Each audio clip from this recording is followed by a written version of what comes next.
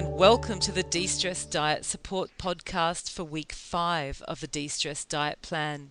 I'm Anna McGee, and tonight I'm talking to my co-author, Charlotte Watts, about working out what works for you from the principles and advice in the De-Stress Diet. Charlotte, why do you think it was important to devote an expert podcast to this particular topic? It's very easy to get lost in all the information. I mean, obviously all the information we're throwing at you, but also information that you find around you, you read in different magazines, that different people say to you. And really you want to be seeing if you can just cut through that and really connect with what works for you. What kind of decisions will listeners have to begin thinking about at this time if they're going to spend the future using and adapting their lives to the de-stress diet principles? Well, they have to work out what is actually realistic to take with them.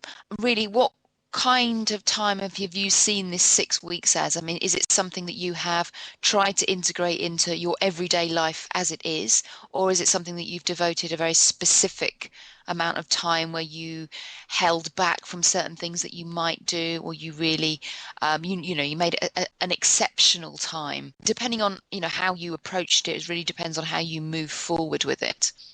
And the kinds of things that they'll be thinking about, is it whether they'll be eating grains and beans or not having them? I mean, what sort of specific things do they need to think about? Yeah, it's really finding that balance in your life about what works for you in terms of your particular stress suit, your symptoms, whether you do tend to inflammation or bloating, and that will inform whether you think grains and beans have been working for you or not. If taking those out have made you feel better completely, or whether you find that 1 or 2 portions a day does make you feel better because you've replaced some of them with vegetables, but you find you do need 1 or 2 portions for energy. And really finding out where that balance has worked for you. It's interesting, the grains and beans question. I'd like to just bring in something about me.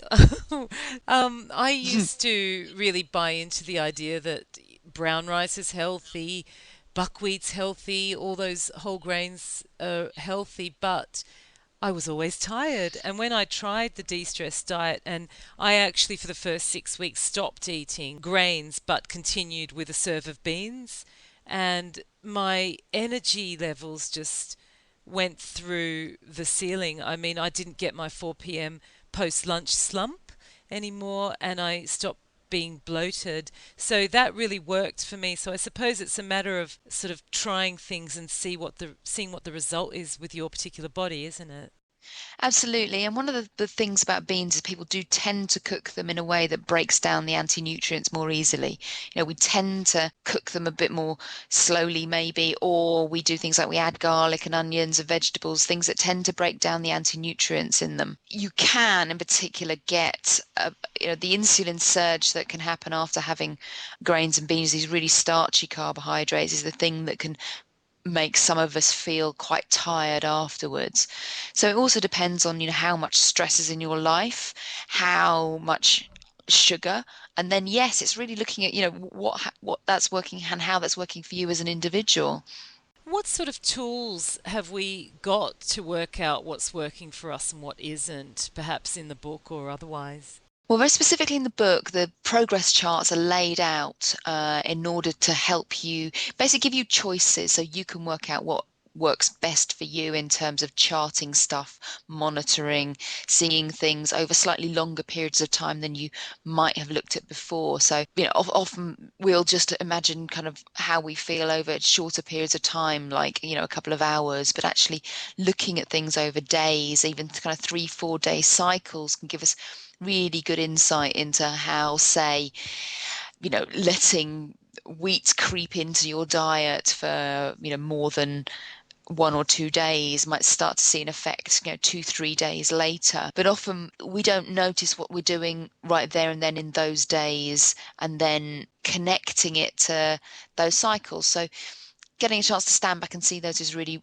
part of the longer picture with some of the progress charts. We've also stuck in a food diary in the tools section, which people can, or it suits some people to use a food diary now and then, and it doesn't suit others.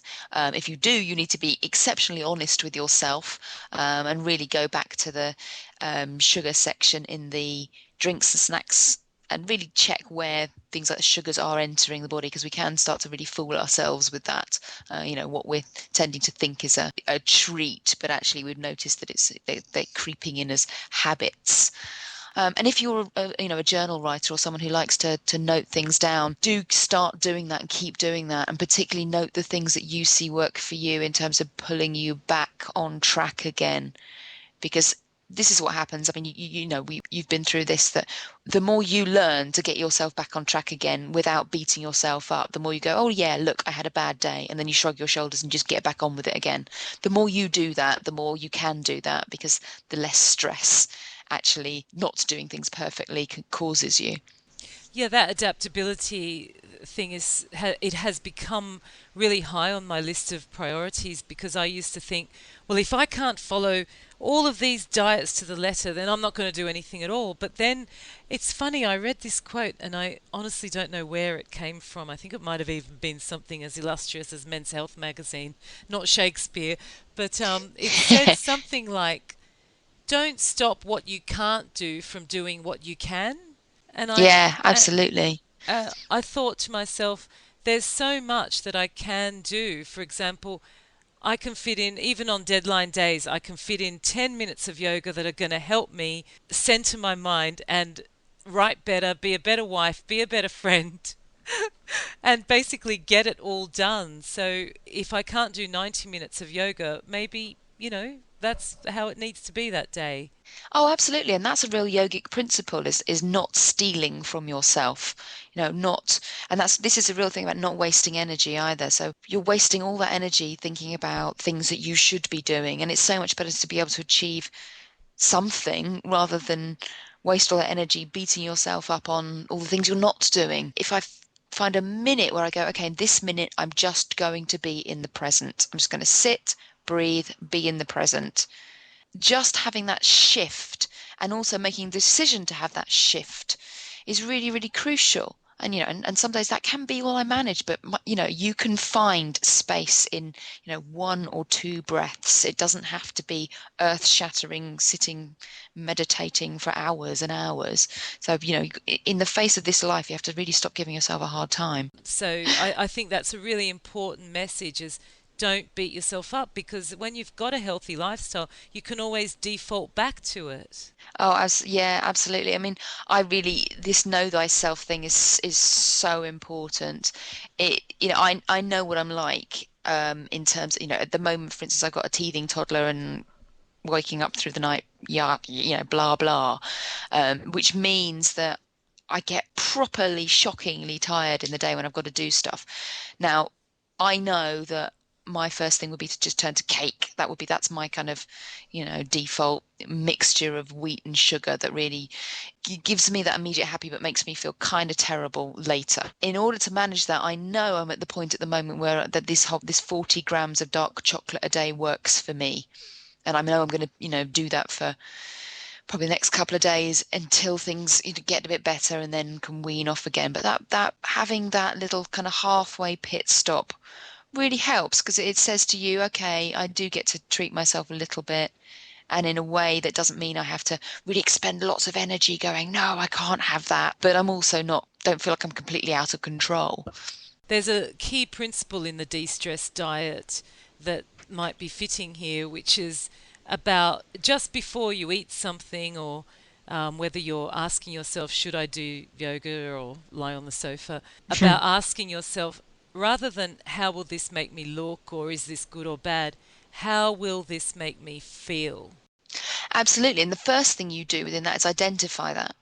And that's often where people get stuck, because they can be, I mean, if people who are very stressed, and people who are also of the kind of constitution that will just keep going and live up in their heads and don't pay any attention to anything the neck down, so they don't listen, don't necessarily know how they're feeling.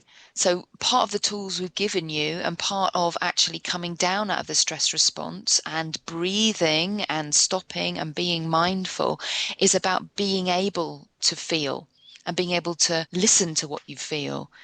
So that, once you start to make note of that in, journals, in progress charts, whatever way is best for you to start connecting to that, then you've got the answers. So when you say, how is this going to make me feel? Then the answer isn't like, well, I don't know. But you can start exploring that. It can take time to learn to listen and to see how you feel. Thank you very much, Charlotte. Some really great food for thought there about listening to your body and thinking about how all this that you're doing is making you feel. So, best of luck, and we'll be back with another podcast next week. Excellent. Thank you, Anna.